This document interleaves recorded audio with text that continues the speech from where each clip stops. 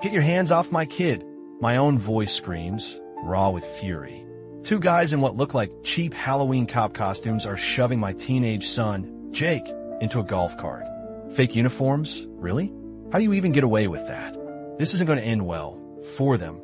This isn't a story about mowing your lawn.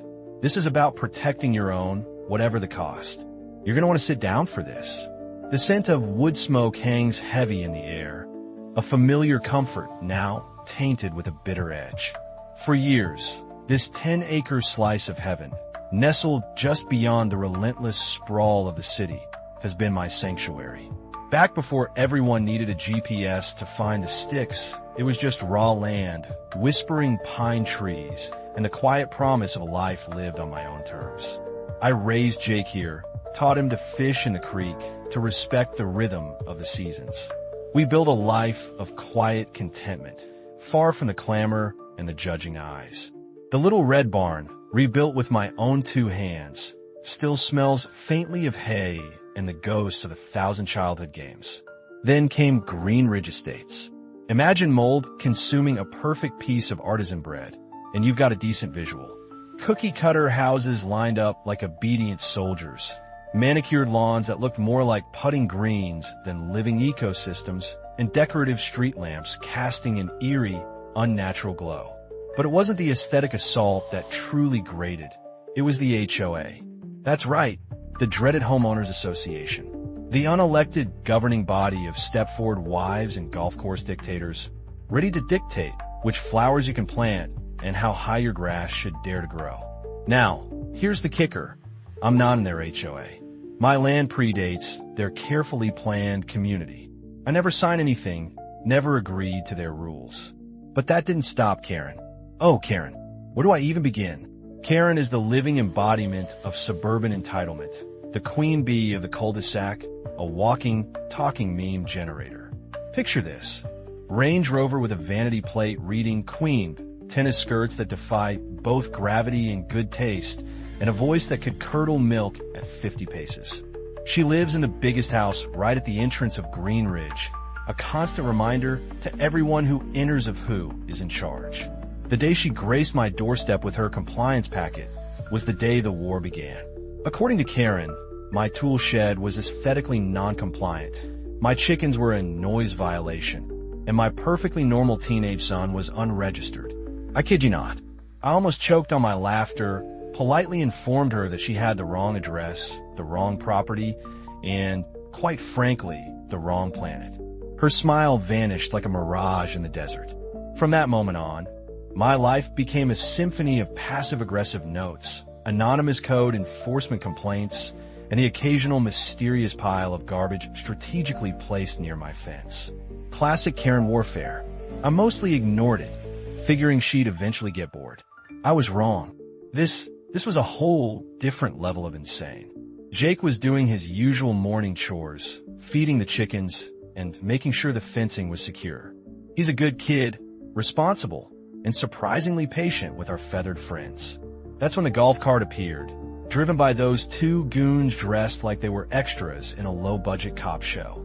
They stopped right at the property line, staring at Jake with the kind of suspicion usually reserved for international terrorists. Apparently, seeing a teenager in a hoodie near the edge of their precious HOA land was enough to trigger some kind of neighborhood watch meltdown. What they didn't realize was that Jake isn't just some random kid. He's the godson of the local police chief, a fact that would become increasingly relevant very, very soon. He's also incredibly polite, knows the law better than most adults, and has a habit of recording everything when he feels things are going sideways. Smart kid, that one. So, yeah, he had his phone in his pocket, camera rolling, capturing the entire encounter. As I ran toward them, fueled by pure, unadulterated rage, I saw the balding one, the leader of this ridiculous posse, grab Jake by the arm. That's when I lost it. Get your hands off my kid, I screamed, my voice cracking with a mixture of disbelief and fury. The taller guy, the one with the mirrored sunglasses reflecting my own enraged face back at me, didn't even flinch. He was trespassing. He barked as if that justified physically assaulting a teenager. This is HOA property, and were authorized to detain for violations. My brain short-circuited for a moment. Authorized? Detain? This wasn't just Karen being a nuisance. This was full-blown delusional behavior. I stepped between them, my hands balled into fists. "This is an HOA property," I growled, my voice low and dangerous. "And you just manhandled a minor. On camera. On private land. That's kidnapping and impersonating an officer, at a minimum." The shorter guy, the nervous one, glanced at the golf cart as if hoping it would spontaneously combust. "We're just following Karen's instructions," he mumbled, the words barely audible. Of course they were.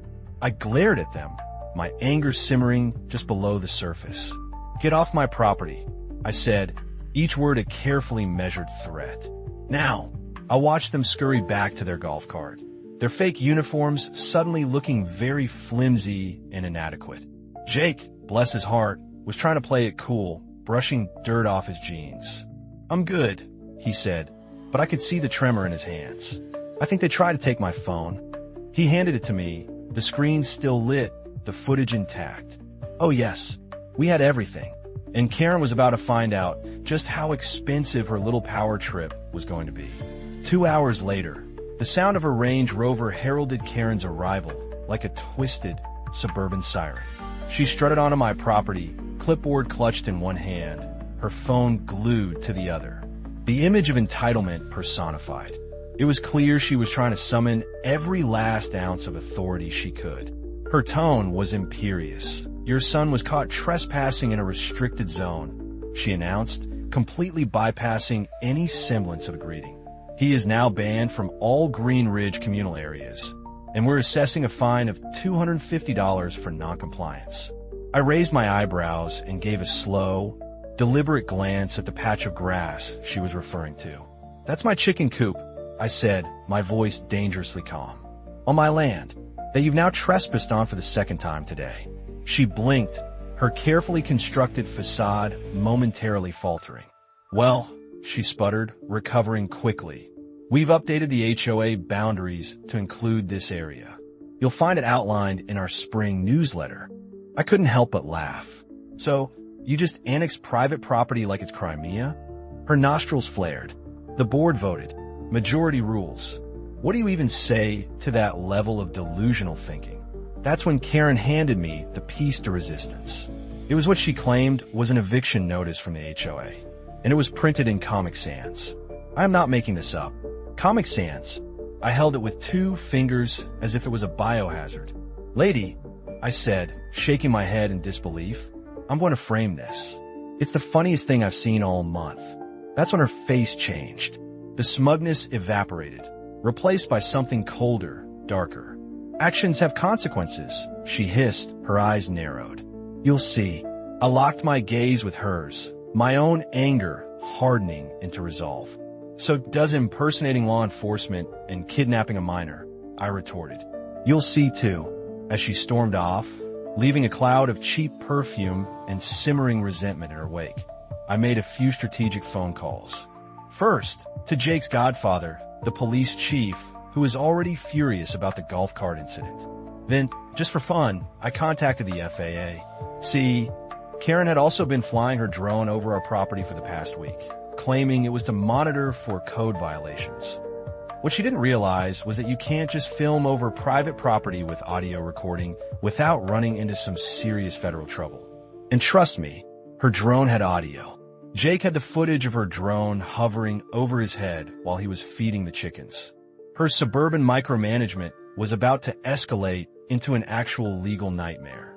But that wasn't even the best part. The next day, Karen decided to hold a hearing on my property, complete with folding chairs and a posse of HOA board members. It was like a scene from a poorly written sitcom. But just as she prepared to deliver her judgment, something rolled up behind her that wasn't a golf cart or a neighborhood watch patrol. It was 4 squad cars, lights flashing, sirens chirping, all captured on camera. The look on her face as she realized the tables had turned? Priceless. But what happens when a petty tyrant is confronted with the reality of actual authority? What happens when her so-called enforcers find themselves on the wrong side of the law? That, my friends, is where Chapter 2 begins. And let me tell you, it's going to be loud. When Karen came stomping up my driveway the next morning, I already knew she was going to escalate things. The woman had a gift for delusion and an absolutely no-off switch when it came to doubling down on stupid. She was followed by two of her HOA lapdogs dragging a folding table between them like they were about to host a bake sale. Behind them, a few more HOA board members fanned out, setting up lawn chairs along the edge of my property as if they were preparing for a neighborhood tribunal. It would have been funny if it wasn't so absurd. One of them even brought a gavel, a real one. I counted at least 3 clipboards, a pitcher of lemonade, and one of those stupid HOA branded banners that read Community First. They were actually holding a hearing on my land. Karen marched up to the porch like she owned the place. "This is your final opportunity to cooperate," she announced, loud enough for the trees to hear. "The board is prepared to make a decision about your continued presence in Green Ridge." I stayed seated, sipping coffee from my chipped mug, not even bothering to stand. "You're trespassing again," I said. "And this is the dumbest cosplay I've seen since Comic-Con came to the mall." Karen bristled, her cheeks going full tomato. "We are executing a lawful HOA disciplinary hearing. You and your son have repeatedly violated neighborhood standards, including trespassing, animal noise, drone interference, and firearm discharge." That last part made me raise an eyebrow. Firearm discharge? You mean when I shot down your illegal drone that was filming my minor son? She ignored me, flipping through her clipboard like she was reading a court docket. "The board recommends the following: immediate removal of unauthorized livestock, payment of outstanding fines totaling $3,275, and submission of your residence to an emergency architectural review." Her voice was steady, rehearsed, as if she'd been practicing this in front of a mirror all night. I finished my coffee, stood up slowly, and whistled.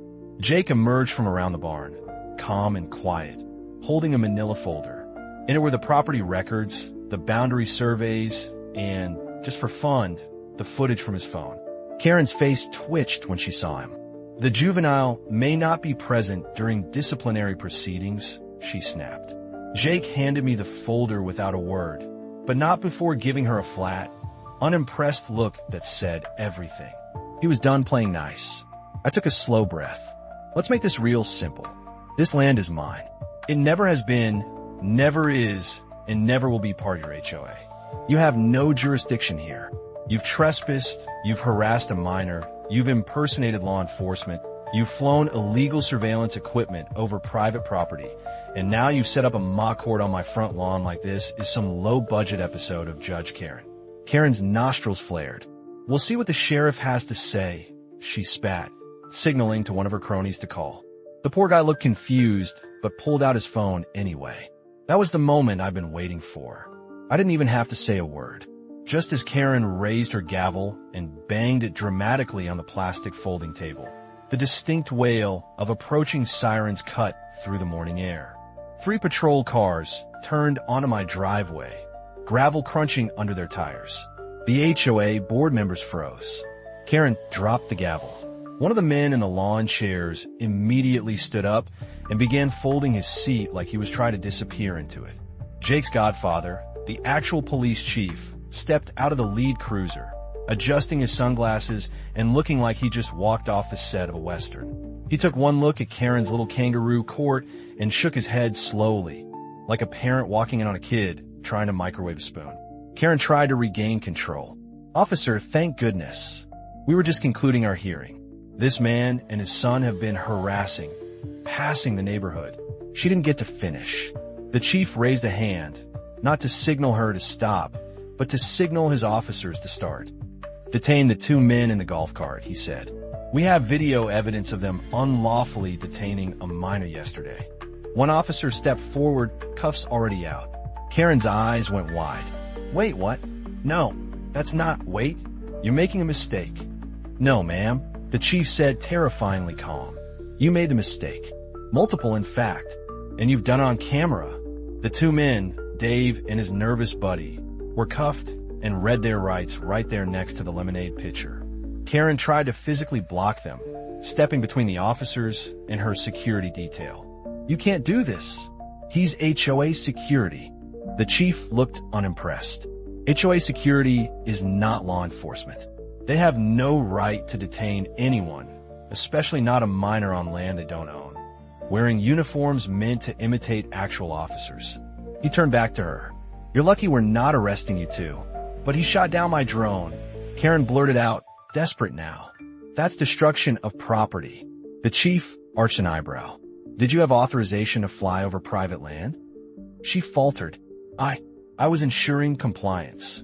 He motioned to one of the officers, who walked up holding a small metal case. Inside was what was left of a drone. This drone recorded video and audio of minors without consent over private property. That's a violation of FAA regulations. "We've already contacted them. You'll be hearing from them directly." Karen's voice dropped to a whisper, but the board approved it. The silence that followed was heavier than a stack of HOA newsletters. The other board members started stepping back slowly, edging away from the scene like extras in a disaster movie who realize they're standing too close to the explosion. The chief turned to me and Jake. "You all right?" I nodded. Jake shrugged. "Better now." The chief looked back at Karen. "This ends today. You're done harassing this family. The next time I get a call involving you, it better be from your lawyer." As the police cruisers drove off with Karen's fake enforcers in the back seat, the remaining board members melted away. Some muttered apologies. One offered to help carry the folding table back to her SUV. Karen stood frozen, staring at the banner she'd proudly hung minutes ago, now half collapsed and dragging in the dirt. Her kingdom was crumbling, and for once, she didn't have a script. I watched her go, quiet and fuming, her Range Rover tires spitting gravel as she sped out like a villain who just realized the sequel isn't about her. But I knew her too well. Karen wasn't going down without trying to take someone with her. As she reached the street, she paused, rolled down her window, and yelled one last thing. "This isn't over." She was right, because what she did next would make drones and golf carts look like child's play. I knew Karen wouldn't take the arrests lying down. People like her don't retreat, they regroup. They don't reflect, they retaliate. And judging by the look on her face as her husband was driven off in the back of a squad car, she was already calculating her next move. Honestly, I was almost impressed by how fast she shifted from being publicly humiliated to planning her next power grab. The very next morning, while I was drinking my coffee in peace for the first time in weeks, I noticed a car idling near the end of my driveway. It wasn't the usual HOA golf cart or Karen's Range Rover. It was a sleek, unmarked black sedan with tinted windows, the kind that either belongs to the IRS or someone trying really hard to look important. Out stepped a man in a suit who clearly thought he was starring in some legal drama. He walked up to the gate, scanned the property like he expected cameras to pop out of the bushes, and called out with this smug tone that already rubbed me the wrong way. "Mr. Wallace? I represent Green Ridge Estates in a legal advisory capacity." I took another sip of my coffee and leaned on the porch railing. "So, a lawyer for a fake government, huh? That must look great on a resume." He didn't smile. No sense of humor. Classic HOA attorney.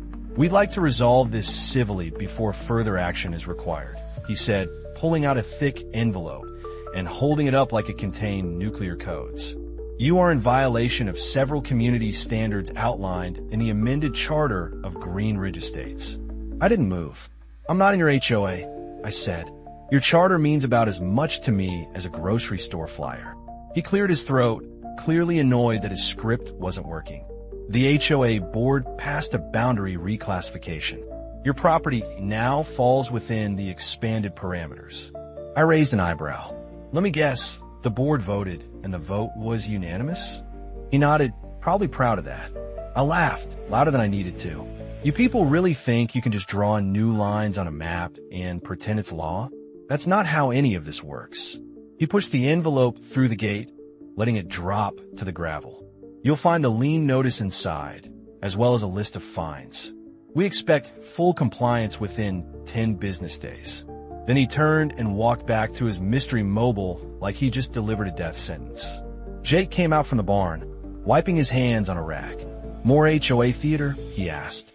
"Yep," I said. "They're trying to pretend the Constitution doesn't apply here."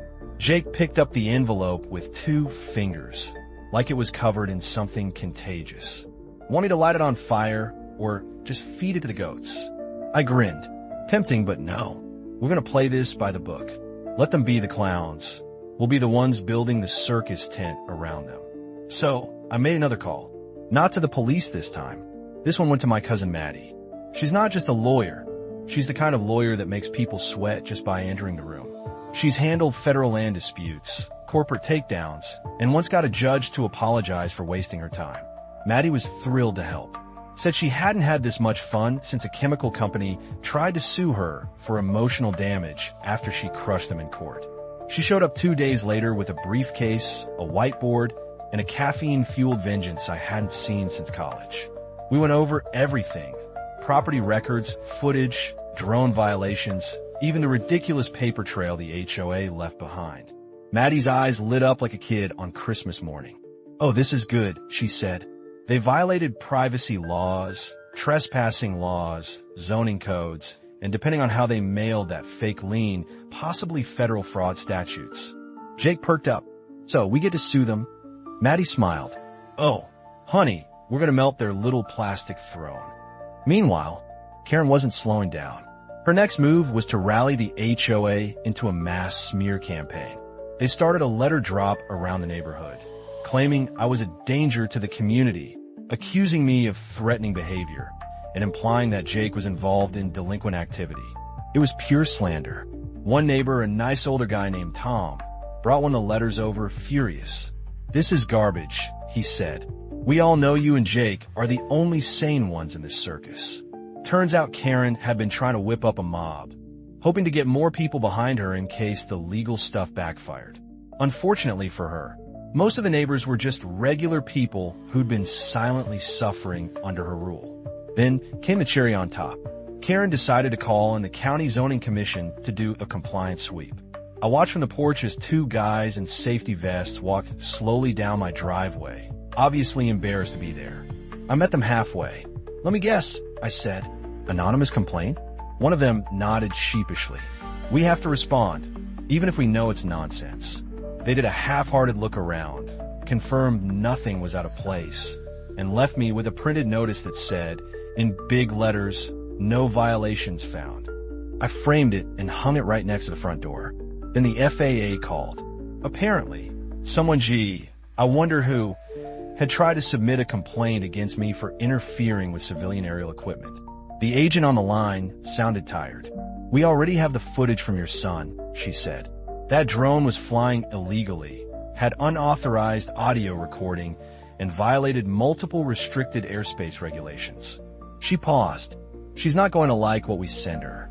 A week later, Maddie filed a lawsuit against the HOA and Karen personally.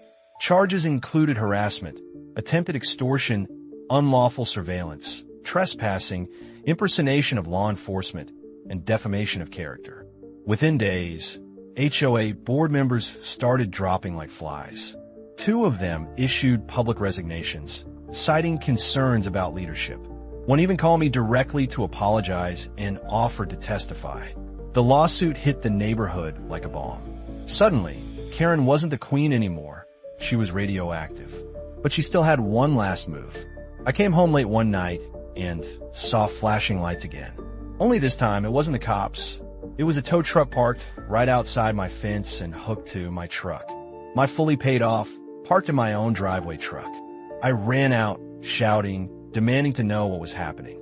The driver looked confused, said it was an HOA order, said this vehicle violated overnight street parking rules. I stared at him. "It's not in the street. It's on my gravel, on my land." He scratched his head. "Lady said the new map includes this lot." Karen had literally tried to have my truck stolen. That was her last card, and that was her final mistake. I didn't yell. I didn't scream. I didn't even argue. I just walked back to the porch, grabbed my phone, and called Maddie. She picked up on the first ring, and I could practically hear her eyes narrow through the speaker. "Let me guess," she said, already annoyed. "Karen tried to repossess your truck?" I nodded, though she couldn't see me. "Yep. Tow truck just hooked it up from my own driveway. Driver says he was told it was an HOA order." There was a beat of silence, followed by a low chuckle that was honestly a little scary. "Okay," Maddie said, her voice colder than steel. "Time to go nuclear." And that's exactly what we did. The next morning, Maddie filed an emergency injunction against Karen and the HOA, citing unlawful interference with private property and attempted theft.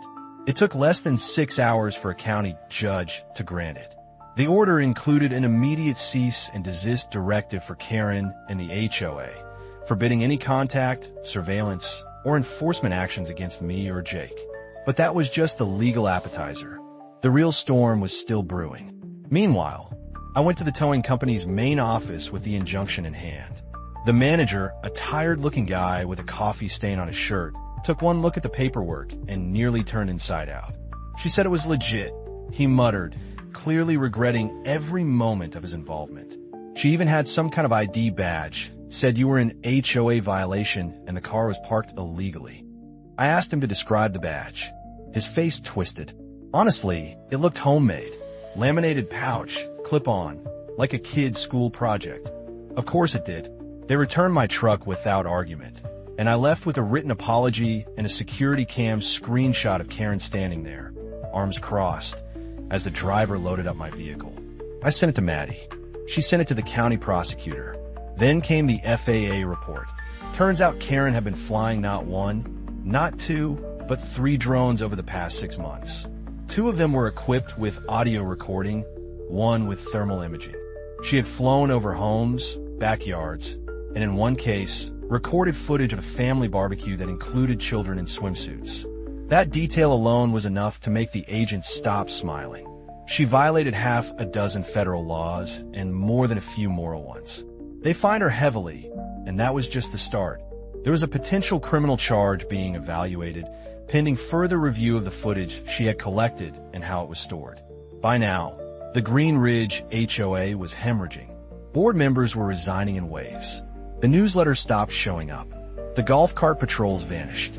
People who used to glare at me in the grocery store now looked at me with a weird mixture of respect and fear, as if I had burned Karen in effigy in the town square.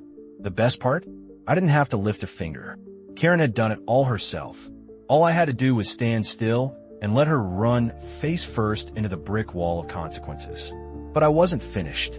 I decided it was time to give the neighborhood a parting gift. Something petty, sure, but also poetic. So, I got to work on a project.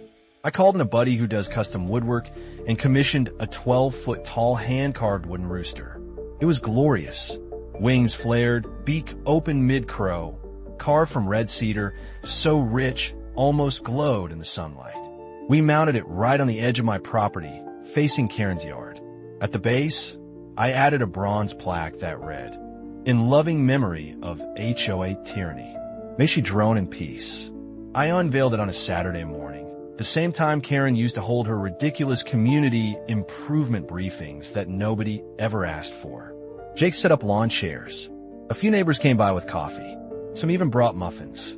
We all stood there and admired it like it was a new war memorial. Karen, of course, stormed out of her house in a bathrobe, eyes wide, jaw slack. She marched across the street and read the plaque like she couldn't believe it was real. Then she shouted, "This is harassment." I responded, "No, this is art, and it's protected under my First Amendment right. You know, those little laws you've been trying to ignore." She looked around like she was waiting for someone to back her up. No one did. One of her former board members gave her a small wave and said, "Honestly, it's a really nice rooster." That was the last time she tried anything publicly. Privately, she still tried to claw back control. She filed a countersuit against me, citing emotional distress, neighborhood disharmony, and a bunch of other nonsense her new lawyer probably found in the legal equivalent of a fortune cookie. Maddie crushed it in 2 weeks. The judge dismissed it with prejudice and issued a warning about filing frivolous lawsuits. Karen now owed court costs, legal fees, and a hefty fine for wasting judicial resources. Word spread. The HOA officially disbanded shortly after. The remaining board members voted to dissolve it entirely, citing irreparable reputational damage and legal liability. The clubhouse was sold. The golf carts were auctioned off, and the HOA banner that used to hang proudly by the entrance of the neighborhood was removed. In its place, someone anonymously hung a new sign, "Welcome to Green Ridge," now 100% Karen-free. Karen put her house up for sale 2 weeks later. It sat on the market for months. Word had gotten out about her antics. Nobody wanted to deal with the fallout. Eventually, she sold it at a loss to a couple from out of state who thought the Rooster was hilarious and named it Cluck Norris. And me? I went back to my peaceful life. Chickens, sunsets, grilling steaks with Jake. No drones, no fake enforcers, just silence and the occasional giggle from someone driving past the Rooster. Every once in a while, someone from the old HOA would stop by to shake my hand or drop off a thank you card. Apparently, I'd become something of a local legend. The guy who stood up to Karen and won. Jake started jokingly calling me the sheriff. I didn't mind. The best part wasn't the legal win or even the poetic revenge. It was the look on Karen's face when she realized she had finally lost. Not just power, not just control, but the ability to make people scared of her. That was the real victory. And just in case anyone ever forgets what happens when a petty tyrant tries to turn a peaceful ranch into her personal kingdom, Cluck Norris will be standing tall, crowing for justice.